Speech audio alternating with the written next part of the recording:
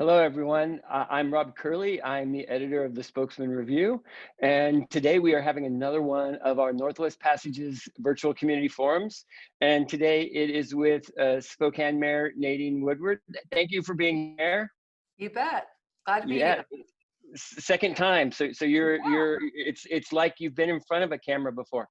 So and and today she'll be in discussion with the Spokesman-Review's Spokane City reporter, Adam Shanks. So Adam, thank you too. I'm glad you got dressed up for this.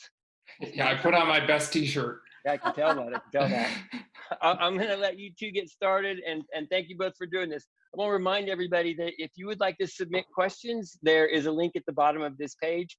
And without further ado, you all take it over from here. Thanks, Rob. Yes. All right, thank you. Mayor, I wanted to start with sort of the news from this morning. As we enter phase two, I know that you have taken some executive action to make it a little easier for restaurants and retailers to expand their business, literally expand in front of their doorsteps. Can you talk a little bit about that? Absolutely. Happy to do that. We felt it was really important to allow businesses that are opening in phase two to increase their capacity, because under phase two, restaurants are at 50%, retailers are at 30%. And if you know anything about those businesses, that profit margin is so slim that it's very difficult for many of them to operate at just 50%, or at least with the inside space that they have. So in order to be able to increase that capacity for them, we made it easier to get permits to be on the sidewalk, or even to get a special permit to close down a street, to move into parking lots, just to provide them more outdoor space so that they can try to make a go of it when they open up their businesses again. And so that's been very well received and appreciated by those businesses, and really the community in general. So those are some small things that the city of Spokane can do to help during this economic recovery, and we're happy to do it. Are there other things like that you guys are considering or sort of on the table to just make things a little bit easier? Because I'm sure you're hearing from businesses like I am that even as we move forward through these phases, it's still going to be really tough. It is. And one other area that we haven't talked much about that I'll talk about here today is activating some of our alleyways as well. So that would offer some more space for retailers and restaurants. But also parking downtown, we are not increasing parking rates for 2020. That's something that the city had been looking about earlier before I came on board, and offering more of those 10-minute zones where people can pick up curbside, because even retail is still doing some curbside in addition to 30% capacity inside the businesses. So those are just some smaller things. There's some community-wide things that we're looking at as well. You know, we did offer to provide small business loans to some of our businesses by buying down the interest rate on a lender, for working with a lender to do that, so that they could access loans that may not be as traditional loans as they're used to trying to apply for and maybe not get. So we provided some small business loans, assistance with utility payments. Now we're looking at some options for a rental assistance to our renters that would definitely benefit landlords or property owners as well. So we've got lots of things that we're thinking about. Mm-hmm. You mentioned the 10-minute parking zones. Those have been pretty well received, right? Yeah, absolutely. That was one of the first things we did when the Stay Home, Stay Healthy order came down, and restaurants were only allowed to operate with takeout and curbside pickup. And that little thing that we did had a big impact. So yeah, very, very popular. So as we go into phase two, I know last time I'd spoken to you in one of these forums, you had been encouraging people to go out to eat and still get takeout and curbside pickup. What sort of businesses are you patronizing in phase two, just personally? Have you gotten a haircut? I did on Tuesday. How was it? What was the experience like? Well, you know, the hairdresser that I go to, it's a small space that's just her. So it was extremely easy to follow the guidelines that the state had put out, but definitely wearing the mask, and it was just the two of us, and a disposable gown it was super simple, but she was so grateful to be back in business. And I was 18 weeks out of having gone to see her. So I was really grateful to be able to get back to the salon, as I know many are. Yeah. So yeah, I've been getting my hair cut by my girlfriend, and I'd like to think She she's does a nice job. I'm looking at you right now. Yeah, what do you think? But I mean, back to these businesses, are you worried that many have closed and won't ever reopen? There is a concern there, because even at 50% capacity, a lot of restaurants can't make it. Retail at 30% capacity, that's tough too. So yeah, I am concerned, and I hear from businesses all the time. Right after we opened up more in phase 2, I had one employee get a hold of me and say, I'm so thankful that you got to phase 2 for Spokane County sooner, because my business, my employer was just about ready to file for bankruptcy. So we hear these kinds of stories all the time. And even before we got to phase 2, Adam, we heard from business owners who said, I may not have a choice. I may have to open, even though legally I'm not ready. I would be willing to risk having my license pulled or a fine slapped on me, because I risk losing everything I've worked for my entire life anyway. So when you hear those kinds of stories, your heart goes out to people, and it's just, you do everything you can to allow them to open up their doors and get their workers back. Mhm. So we've been hearing this good news and making progress in advancing to phase 2, but in the last few days or week or so, we've also seen an uptick in the number of COVID-19 cases. Is that concerning to you? And are you worried that it might prohibit us from moving on to phase 3? That's a great question. We've been looking at those numbers, and as we increase testing capacity and tripled the number of our contact tracers under phase 3, we anticipated that the cases would go up. But what we're looking at is those cases that are contained, and especially with the Philadelphia macaroni plant, where about 50 of those cases are coming from. The fact that it's been isolated is a good thing. And as Dr. Bob Lutz would say, through the contact tracers, as these cases come up and we're able to contact people and find out who they've been exposed to, if we can box in the virus, that's the priority. That means the plan is working. When there's less of the community spread, then we know we're on the right track. And as we look at the other numbers that go along with that, as the cases increase, you still have to look at hospitalizations. We're right about 7 right now. That's 1 more than we had a week ago. And the death rate has stayed the same. Those are the metrics that you need to be looking at as well. Mm-hmm. And as we reopen, I know that businesses have said that all along, really, that they could reopen, but consumers and customers have to feel like they can be confident that they'll be safe. I mean, what's been your sense of, our consumers and folks in Spokane feeling comfortable getting out, or, what's your thoughts on that? I think it's both. I think that there is a segment of our community that has been itching to get outside of their house and resume some sense of public life. So I think they were very grateful to see us move into phase 2 and more of our businesses open. But there's definitely a segment of our community that's not ready. And they may fall into that vulnerable category, being 60 or older and have an underlying condition, or they're just not ready anyway. They have to get to a point where they feel comfortable going out again. And I think as public gets out to these businesses and sees that the business owners are engaged in those best practices and those protocols and the guidelines that the state has put down for them and to operate their business, that they will feel more comfortable.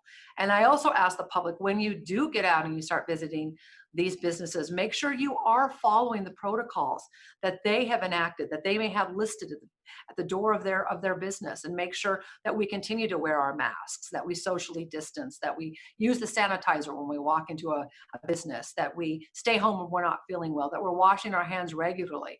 We cannot move off of that. We can't let our guard down. We have to be more vigilant in those measures than ever before as we open up more businesses.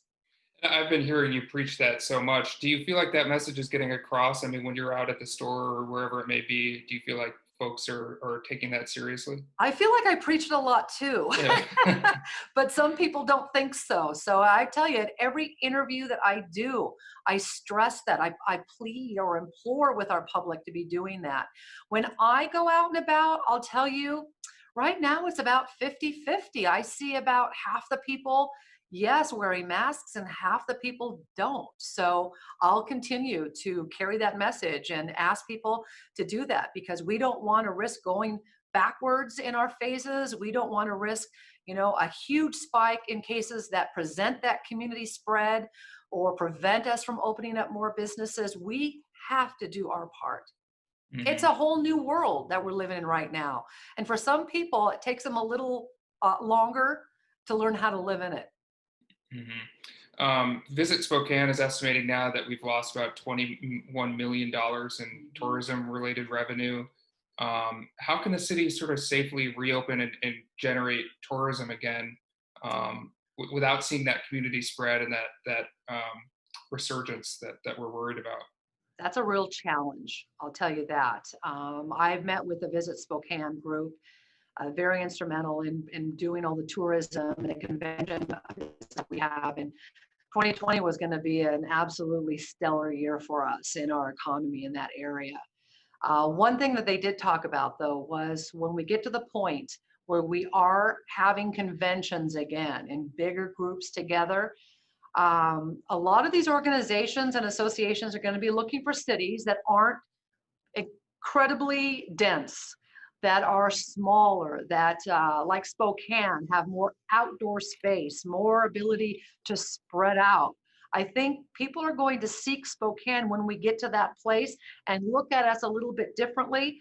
And we may be able to make up some of that ground. But I think it's going to be a while before we start seeing those kinds of things come back. In addition to tourism, just the story of Spokane for the last several years has just been about growth and growth and growth and economic success. Do you feel like, I mean, what's your sense of what that looks like in the next year or 5 years? Do we just pick that trend back up, or where do we stand? We're in recovery mode right now, and so as a city, we're looking at a huge hit in the sales tax revenue. The city budget is, and so we're in a fairly good position. We anticipate that we're going to take about a $13 million hit, just the city's budget. So we're looking at things, hiring freezes, really examining those expenditures, maybe refinancing some debt. We do have some reserves that are going to help us out. But I was really looking forward to, when I came into office, on moving forward and building on the momentum that we had already existing before COVID hit. We were in a great place to make some great strides. But it'll depend on really how long this economic recovery stage takes. I am confident that we will come out of this okay. I don't know how many businesses we might lose, but we will get to a point, well, where we will start building momentum again. I'm confident in that. And speaking of budgets, the county has about $90-ish million in this CARES money to sort of help with that recovery and spend toward the immediate mitigation efforts. How would you like to see that CARES money spent, and what process do you see helping that play out? Well, that money has gone to the county, so really it's up to the county commissioners. They're the fiscal agents for that funding. It's a lot of money. And so, But I think they'll pick up the phone if you call. well, we've been meeting. So Uh-huh. the mayors within the county, we've all met with Commissioner Al French and made it clear that we want to be part of that process. So I think right now what we're doing is coming up with some ways and some projects that we can submit to the county. And there are a lot of buckets to fill too. I mean, we're talking about, homeless shelters. We're talking about isolation facilities. We're talking about nonprofits. We're talking about food security. We're talking about paying for the emergency operations center. There are a lot of things that we need to be looking at as a region. And then I think the cities individually will have some requests and some ideas too. So we're going to be in the process of submitting some ideas, nothing I can really talk about right now. So the city also received $6.6 million in CARES money that went directly to the cities. Our appropriations a little bit differently. It came from the state, didn't go right into the bank account. Those are based on reimbursements. So we're looking at things that we can spend on that. Part of that is just, operating as a city hall when our employees come back and some of the costs that are going to be involved in that. But looking forward to phase 3 of the governor's Safe Start program, so we can get some of our employees back in the building. We're calling it Operation Homecoming. So we're working on that right now. Yeah, so what is that? I'm wondering what that process and how that plays out, because the city employs a lot of people who, many of whom have been working from home, probably most of whom. The majority have been working from home. City Hall has been very vacant, very, very lonely. Although on the 7th floor, we've remained very, very busy. But we're looking at, being able to acquire PPE, personal protection equipment, plexiglass when needed, definitely more sanitation, all of those things. Some employees may continue to telecommute because I think a lot of businesses are finding, and probably governments too, that productivity has gone way up with people working from home. So, I mean, that's something that we're seeing a lot of as well. So that's something that we're working on very, very hard. And we're going to have we're rolling out that plan very, very, very slowly, but we're letting our employees know what that's going to look like when they come back to work. And is that something that happens with phase 3? Phase 3, some of our employees can come back. Absolutely. Yeah. And what those protocols are going to be. In my office, I obviously don't wear a mask in my office, but when I step outside and go on the hallway or I'm in the elevator, everybody's going to be expected to wear masks. So it's just, again, what that looks like and being able to get into a routine so it doesn't seem so abnormal. Mm-hmm. Well, and speaking of phase 3, I'm sure a time will come when you're going to want to advocate for Spokane County to move into it. Are you still in contact with the governor's office and still have an open connection there? Because I know you fought so hard for us to enter phase 2. Yeah, so we're already talking about phase 3. I called a representative in the governor's office just yesterday, Adam, and said, and when the health secretary gave us the okay to go to phase 2, indicated that there would be no phase 3 entry until at least 3 weeks. So we're coming up on week 1. So it's 2 weeks. So I called to find out what the phase 3 criteria looks like. And there is no phase 3 criteria yet for counties our size, but I anticipate that they will start working on that very, very quickly if they haven't already started. But at least 3 weeks when we started phase 2 would put us into phase 3 by June 12th. So we'll see if that happens. We'll be checking in with the governor's office. I know our health district is sharing our data with him he's seeing it on a daily basis. So all of that factors into that decision. And will the data that matters to you be mostly what you pointed to in phase 2 as well?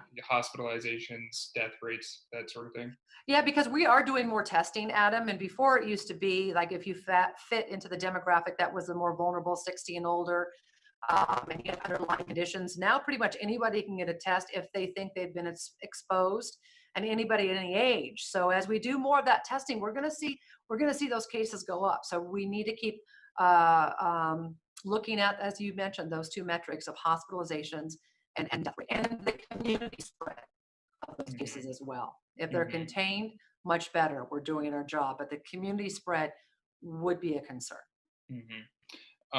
So the city council is considering a law on Monday, I believe, that would require the city to have a plan in place to replace any shelter beds that it closes. Have you taken a look at that proposal, and do you have any thoughts on that?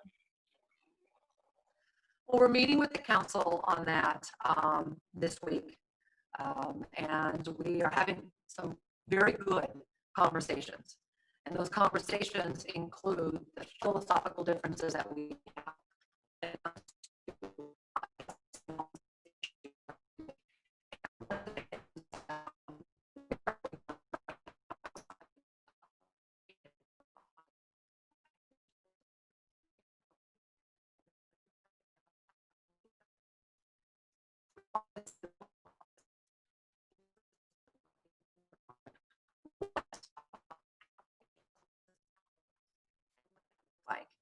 And one of the great things, I'll just tell you, the silver lining of dealing with COVID for the last 10 plus weeks has been that we've done it collaboratively as a region with the county and all the cities within the county, with our health department, and to work together on this, which is something that we absolutely have to do when it comes to the homeless issue. The city of Spokane cannot be addressing this on its own and in isolation. And so we're talking about working with the county and the city of Spokane Valley on purchasing or leasing shelter space together and under a model of moving people forward. So this would be a continuous day-type shelter with wraparound services, maybe up to 90 days, and then moving people into being on their own. And so that's something that we're working on very diligently right now.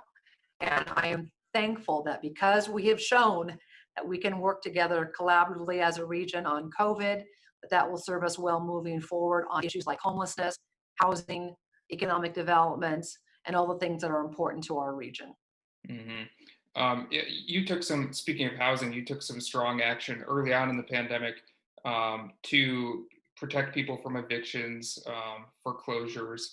What do you see the need is right now in terms of those sorts of protections?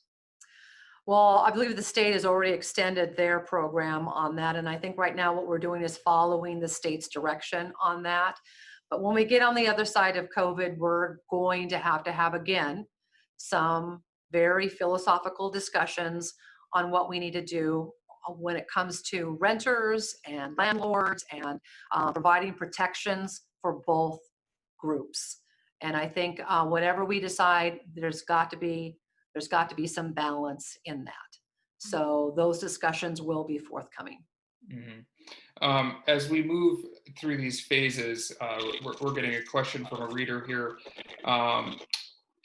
Do you think that folks who visit Spokane from out of county as it moves forward, maybe from one of the more acutely affected areas, should have to isolate or quarantine when they get here? Can you repeat that, Adam? I had a delay in our signal, so it was a little hard to hear your question. Should folks who are visiting Spokane from out of the area and maybe one of the more acutely impacted areas be forced to isolate or self-quarantine when they come here? From like the west side, probably, of the state where there are more cases, Yeah. That's maybe what the question is pointing to. That's not something that we're directing people to do right now. I don't know what that looks like. I don't know if because we're in phase 2, we had a lot of travel from the west side, or we border a state that's been open further than we have in Idaho, and I know they've been asking people just to make sure that when they do cross the state line that they self-quarantine. I mean, if people think that that's the right thing to do, then they should definitely do that. That's not something that we are requiring. And I'm just curious, when I talked to you last, so much of your day-to-day was on just mitigation and the immediate emergency response. But as we move through to the next phase now, I mean, what's your day-to-day look like? What are you hearing most and dealing with most?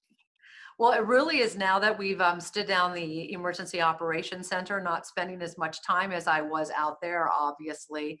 And at this point, especially just this week in general, getting back to some city business and getting back to initiatives that are important to me. And as I came into office, were going to be my priorities. They definitely shifted during COVID. Those priorities still need to be addressed, whether that was housing or homelessness or anything like that. But now in a different way. So we're looking at standing up a housing task force. We had just formed one, but we didn't get to actually have our first meeting because we had to deal with COVID. So now getting back to that, some things that we can do to be creative in increasing our housing stock. Housing is still, we have a housing crisis in the region, and working collaboratively and what that looks like in the region with the county and with the other cities on what we can do to increase housing stock. So that will be important. And then on homelessness, just as I mentioned, moving forward now on a regional shelter with our regional partners and making it a model of moving the needle on homelessness and moving people off the street and into becoming productive members of society again. So really important. Economic development, getting to the point where we get to move from economic recovery to more of the economic development and building more momentum. So it's nice to be able to make that little shift to make an even more impact on the community. You mentioned the housing crisis. Has that just been deepened by COVID? I think it very well will be. I haven't seen numbers on that yet, but I definitely think that we may see more people either lose their homes or need homes. But the number that I've heard, at least in the county, is that we are 10,000 homes of units short. And we need to start looking at creative ways to increase that stock. So yes. What else is on the agenda for you in the next days and weeks?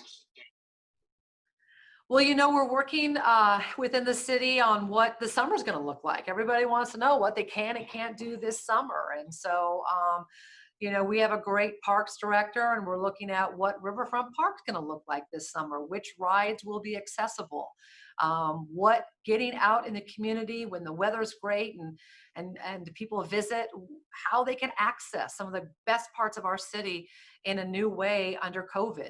So that's going to mean, more people, longer lines, social distancing. Maybe we've had to reduce hours. Access might be, jeopardized or impacted in some way. But maybe even coming up with some creative ways to allow people to get outdoors and really enjoy everything that this region has to offer. I think we're going to see more people at the lake probably, and just enjoying the parks and things like that.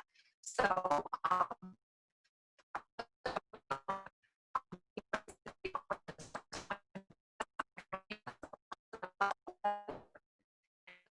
Just, building up our economy, continuing to be an advocate for businesses, getting to phase 3, and then even looking further what phase 4 looks like and when that might be able to happen.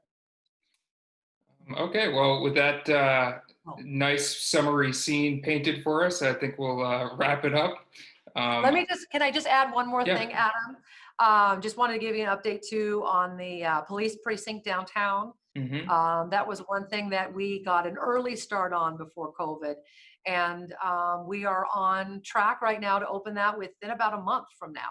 So that's at Wall and Riverside. And as more of these businesses open up, it's great to have that public safety element that's going to be much more visible downtown, because I think, that might help people get out more too. So we'll just see, but that was my number one priority, and thankful that we had a council support on that as well. And that will be moving forward and doors opening at the end of June. Great. All right. Well, thank you so much for taking the time to chat with us. You bet. Thank you. Thank you. Can y'all hear me? Let's see. All right, great. Well, that was awesome. So I want to thank you both for hanging out with us on our Northwest Passages live stream. Tomorrow, we're going to have a salon panel. And I've been downtown a lot, and I've seen a lot of you, and you're going to want to, well, I was going to say you're going to want to watch this, but I'm going to be honest, you actually need to watch it. So we're also going to be hosting Pearls Before Sign cartoonist Stephen Pastis, which is going to be incredible. One of our most popular and talked about Northwest Passages events ever was with non sequitur cartoonist Wiley Miller. And I know this one's going to be just as cool, even if it's virtual. We're also about to announce a couple of other really special Northwest Passages events that I think you're all really going to love. All of these videos and discussions are archived on the video section of our Northwest Passages site, which you can access for free on spokesman.com. We don't charge ticket prices, but you can still make a donation if you would like, and we would like you to, via the Inovia Foundation to the Community Journalism and Civic Engagement Fund. You can easily find that by visiting spokesman.com/thanks. And if you're not already a subscriber to the Spokesman-Review, I hope you'll support our journalists who are working so hard to cover our community, and they're doing a great job. The cheapest way to subscribe is actually going to that same link, spokesman.com/thanks. We are working hard to adapt to new ways of doing business and reaching out to everybody. And we really appreciate your support. So Adam and Mayor, thank you both for being a part of this. And I hope we can check in again soon. You bet. Thank you. Thanks for having me. Good to see you all. Yes.